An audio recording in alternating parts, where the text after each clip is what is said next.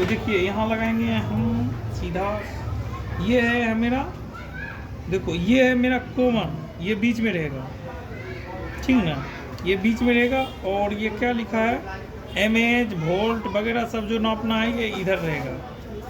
तो चलिए इसको देख के देखते हैं बजर रेंज में। सबसे पहला टेस्ट हम क्या करते हैं मल्टीमीटर का, बजर रेंज।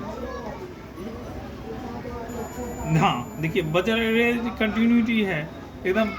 ये प्लस माइनस बैटरी जो है ये दोस्तों देखिए इसमें लाइट है और ये प्लस माइनस दिखा रहा था, इसका मतलब बैटरी डाउन है, ठीक ना।